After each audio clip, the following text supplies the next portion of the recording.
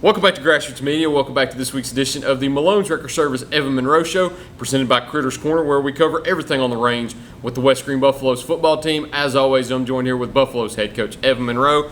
We're not on the range this week. It's a little warm outside today. A little warm. We'll be all right, though. It should not be this hot almost the last week of September, but here we are. Welcome to Tennessee, I guess. Welcome to Tennessee. Don't like the weather. Wait around 10 minutes. It'll change. That's true. Wait around. Well, we say that, and then it gets hot, and then it gets cold, and we have just so many switches in climate change. I don't know. Yep.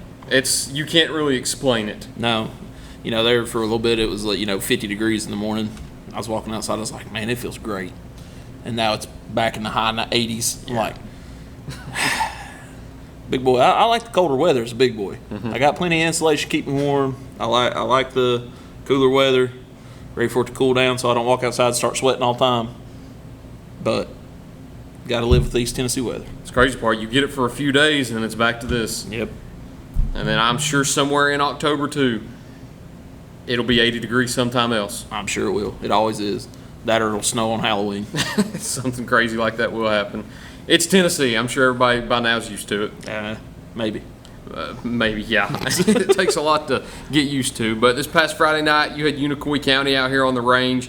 Didn't go the way you wanted it to. Lost 47-18 in that one. But one thing that I read in the article that Mark wrote was that you were happy with the way your team played because you stayed competitive with a team that was ranked number 6 in the state within 3A that jumped up to number 5 in the state this week. And to be competitive with a team like that and to play well against them gives you a big confidence boost going forward. And you played well on Friday night. Didn't come out with the win, but we saw a lot of hope in that game on Friday night. Our guys played hard. We were down. I think I counted up 7 starters. I don't know very many 2A teams that can be down 7 starters and still go compete in a ball game. So for us to be down 7 guys and still go out, get guys in there that really probably aren't Friday night ready, but they're having to go in out of necessity and throwing them to the wolves, I'm proud of them. They played their butts off, had nothing to hang their heads about Friday night. I know the score was a little lopsided. But, it was 28-12 going into halftime. We jumped on them 6-0. And they were kind of shocked that we come out and ready to play like we did. Come out, force a turnover, punting. Then, they come down and, it was kind of back and forth there for a little bit. It was 7-6 and, we drove but you could tell we had some guys that were inexperienced in there because we had a lot of little mistakes, middle mistakes, things that were guys just hadn't had Friday night reps, and that's part of it. So when you've got guys that are missing time for various things, some of it was injury, some of it was personal issues. So when you've got that many kids out that are starters and rotators, it's hard to be competitive as a small school. But, like I said, the guys we had played their butts off. I thought our offensive line played pretty well to be playing the offensive line roulette. We were down starting center, starting guard. So we kind of had to bump our tackle to center, bring in our next guy up at guard, and then we had a freshman out at tackle who did not do a bad job. So, technically, you've got 3 new players in new positions on the line. Yeah, the 6th guy is Isaiah Roberts, and he's really should probably play tackle, but he can play guard because he knows it. Mm-hmm. So for him to step up and be that 6th man as a sophomore to come in and fill that role for us, I was proud of him and the way he played. I was talking to some of the guys, and they were saying we're getting better at communicating on the offensive line about where we're going, what we're doing, who does what, and who, like if we're doubling a guy, who's the control guy and who's chipping off and going to backer. And, so for us looking in the future, having an offensive line that is able to be a little versatile, move around, and being able to communicate well with each other, that's huge to have as a coach. Yeah. Because that's the hardest thing to get offensive linemen to do is to communicate with each other about assignments and making sure we're getting a hat on a hat. And then I know we talked about the defensive play that you had to open up the game. You had a fumble recovery from Ethan White. You go down, you get in field goal range, I think right before that, and just wasn't able to convert that field goal. But to be able to get in that position and to get a huge defensive stop like that, and then get a touchdown by Tristan Banks to go up 6-0, almost at the end of the first quarter too, I think with 3 minutes and some change left. You played a really good first quarter. Second quarter, again, got away from you like the Eagleton game did, but you come back in the second half and you chip away with a touchdown from Skylar Shelton and a 34-yard rushing touchdown from Austin Franklin. Your team showed a lot of poise on offense this week. Defense, of course, allowing 47 points. Some of that, I think, was due to just a funky special teams game.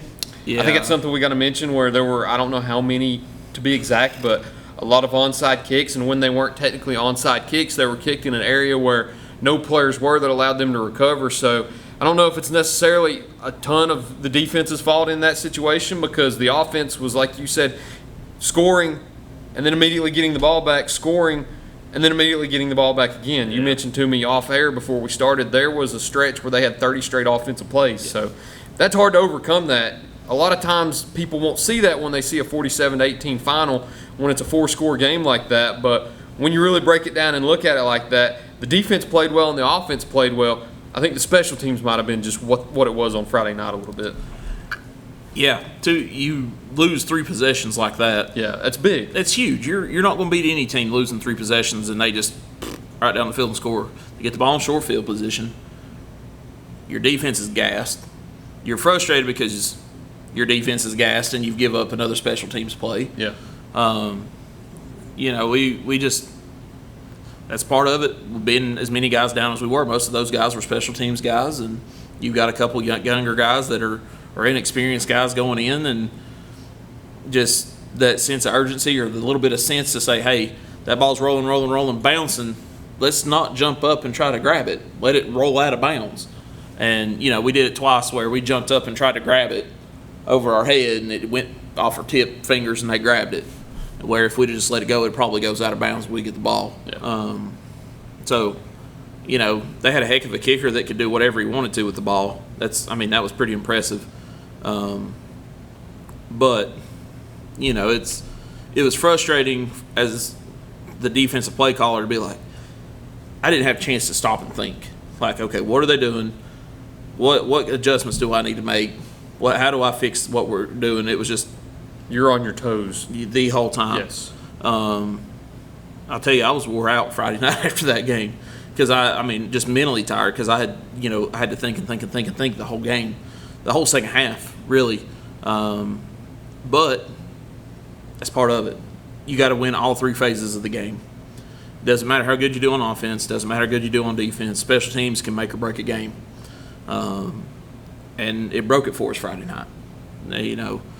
You take those possessions away. Who knows who knows? That may be a 14-point swing. Yep. Take 7 from them, put 7 on the board. Looks a little closer. If you take those 3 touchdowns away that they probably got on onside kicks, that's a potential 27-18 ball game. Yeah. And that's if who we knows just who knows turn what around you can punt it do on those offensive possessions too. Yeah. Exactly. So, the score was a little lopsided, but we were more competitive than the scoreboard shows. I think if we at least had a chance to get the ball and go make some plays, we'd have been okay. But we didn't. That's football. Not everything's going to go your way. And so this week we're going to work on special teams. Going to work on it some more, and maybe a little bit more, because we see our defensive line's playing great. I think our defensive line is one of our better units. I think they're getting better each week. We get a couple guys back that have been beat up and banged up, so that'll help us on that front. We can rotate several guys in and keep us fresh, and so that's huge for us. So. I think our D-line's playing great. I think our linebackers are playing pretty good. Secondary's playing pretty good. We're not playing bad defense. But what kills us is we'll have a brain fart here or there. Yeah. And a big play happens. Looking at it, though, it seemed like a lot of the big plays didn't happen on touchdown scoring plays, though. No. Because you look at their scoring plays, they had a 20-yard receiving touchdown. The pick six was on the defensive side. That wasn't on offense. There was 1 rushing touchdown. I don't know the yardage for, 11-yard receiving touchdown, 6-yard rushing touchdown, 18-yard receiving touchdown, and then another receiving touchdown that I don't know the yardage for. But a lot of those are not necessarily chunk plays. I guess they could be considered chunk plays, but they're not huge 40, 50-yard bombs or 40, 50-yard runs that really cause you to kind of sit back and think, well, what the heck did we do wrong on that play? They're kind of methodically going down the field and scoring. And in situations like that, I think you could be happy that your defense isn't giving up those big plays and keeping you in the ball game. You know, you as a defense sometimes in high school, it's like bend, don't break. Yeah. Don't let them – if you try to make them drive the length of the field, because if you can make them drive, they might make a mistake. And that's what we were trying to get them to do, but Unicoi's pretty darn disciplined. They didn't make a lot of mistakes. And so, you know, by the time that last couple touchdowns, my defense had been out there and they were gassed because they hadn't been off the field. So that's part of it.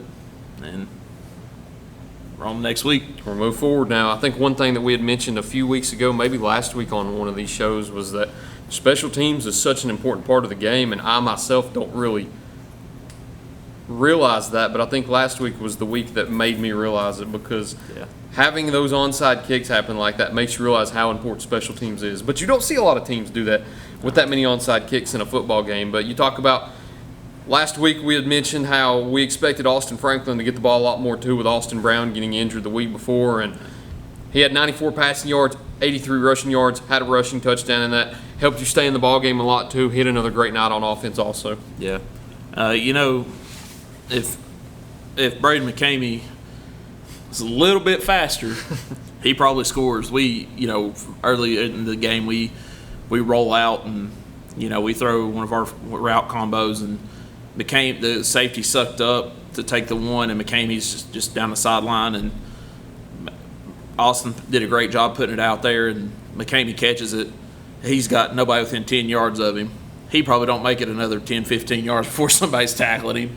I mean, the boy, he ain't the most fleet-footed of athletes. Yeah. I love the kid to death, and I make fun of him all the time for it. But, you know, there's a great pass from him. You know, I think we call him Beaver. His name's Matthew Harrell. Call him Beaver's Oregon State fan. Family's from Oregon, so he moved here, and so he earned the nickname Beaver.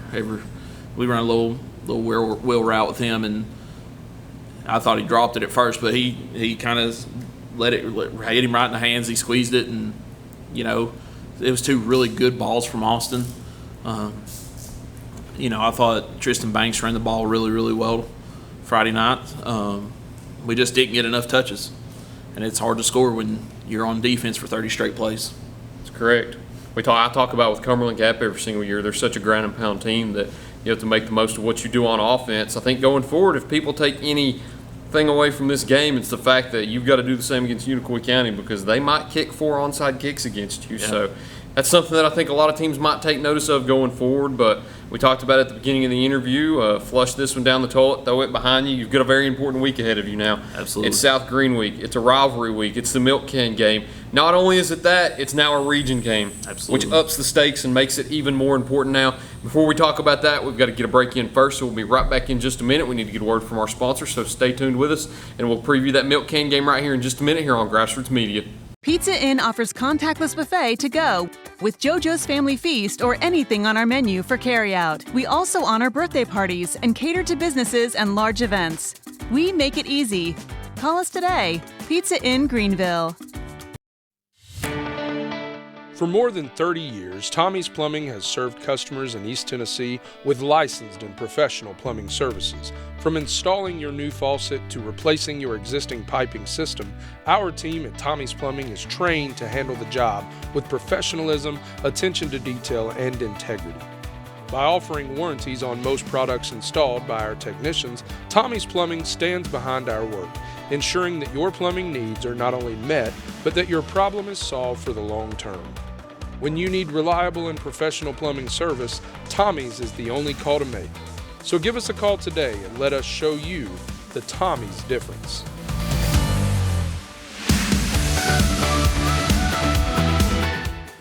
Welcome back to Grassroots Media. Welcome back to this week's edition of the Malone Trucker Service Evan Monroe Show, presented by Critters Corner, where we cover everything on the range with the West Greene Buffaloes football team. As always, I'm joined here with head coach Evan Monroe. So I'm not going to necessarily say it's the best week of the season, but it's the one that I think every West Greene fan, player, and coach probably look forward to the most. It's the milk can game. It's South Greene versus West Greene. It's on Rebel Hill this year. It's for not only the milk can and not only for bragging rights, but has a lot of playoff implications tied into it now, with both teams being back in the Region 1 2A conference now. So it's maybe the most important week of the season. It is, I think, up to this point now, with it being regional implications. South Greene wins this game, they're locked into the playoffs. You win this game, you're still in the hunt with that 2 or 3 or 4 spots. So it's a very important week going into this week. Yeah. What's your mindset as of right now? We got to prepare. They're a dynamic offense. They've beat the brakes off of just about everybody they've played this year. They come out of the bye week just firing on all cylinders, wearing people out. So we've got to be very sound defensively this week. 3's a real good running back, and 29's right there behind him. 14 can make you hurt. So, they've got some pretty good athletes, pretty good up front. So, we got to come ready to play this week. We got to prepare because it is, like you said, it's a playoff implications. This can really put us in a good spot to, go make a run. And who knows what happens in the rest of the region games. We still got a lot of region play left to happen. So getting this one puts us in a real good spot, not only to make the playoffs, but maybe even hosting a playoff game. We've got goals set before us. We know that this game is very important. It's a rivalry game. It's always, North Greene and Chucky Doak, they're county rivals, and they're big games. But this one always is a little bit more. I think everybody understands that too. I think this one just means a little bit more. You've got the milk can that everybody wants. It's a game that will be a hard-nosed, hard-fought 4-quarter game. Team that makes the fewest mistakes will win. We've got to come ready to play. We've got to be prepared, and you just got to play your butt off for 4 quarters. And I know as a head coach that hasn't yet won the milk can, that's something that I know you would love to do for the first time. You haven't raised it as, I guess you've won it as a member of the coaching staff before, but you haven't as a head coach, and it's been a while since you've been a player, and you've got to celebrate with it too. So how much would it mean to you to lift that milk can for the first time as a head coach in this rivalry? I want it for the kids more than I do myself. These are the kind of games that, as a player, you remember for the rest of your life. My sophomore year, we were here, and they kicked a field goal early in the game, and then a monsoon, and it ends up being a mud bowl. And I'm standing on the sideline as a sophomore, never saw a snap. I was a scout team guy. I stood there, and I was muddy. My mom's like, "What in the world did you do?" I said, guys were like, "I need to wipe my hands." I said, "Here." They wipe her hands on me. I mean, I looked like I had just played 4 quarters, and I didn't see the field. So, we ended up losing that one 3-0. And then the next year, we go out to South Greene, and we go back-to-back my junior and senior year and win. So, those are the games you don't forget. My junior year, we go out there and win, and the bus gets stuck back behind the field house. So we had to get a different bus to bring us home. So, because it got stuck and wasn't moving. And, it was one of those things that it's just those kind of things that stick out in your mind. Yeah. So, it's, like I said, it's one of those games where you'll have a huge crowd. You'll have a ton of community, both South Greene and West Greene. It'll be, a physical game where neither team wants to give up a yard. So, I look forward to it. These games are always fun to coach in. They're fun to play in, and it just means a little bit more. Yeah, there's a lot more anticipation leading up to the game. I don't know the wordage to use, but I mean, it just means a lot more during the game, too. When each team even gains more than 5 yards, you kind of get a little more upset than you do in the other games because you want to win this game more than the others. And, of course, we talked about their dynamic offense so far with Tripp Neese and Nash Rader at running back. You've got Jacob Susong at quarterback. You've got Charlie Lane and Trey Gentry out there at the receiver position. So you know the players. You kind of know what to expect on offense. How do you plan on stopping it on Friday night? Or I guess we can break the news at this point. Most people probably do know, but it's Thursday night now. The game's been moved up. So how do you expect to stop them on Thursday night?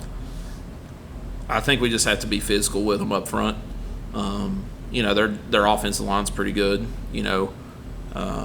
but we just have to be play sound, read our keys, be well coached, and be coachable this week, and prepare and plan, know what they want to run out of what sets, and we just got to come out and play. You can call the greatest. I seen a quote from Alex Golish. He's got a quote in his office. It said, "Even a great play call with poor execution is a poor play call." So it doesn't matter what I call, we got to execute it. Yep.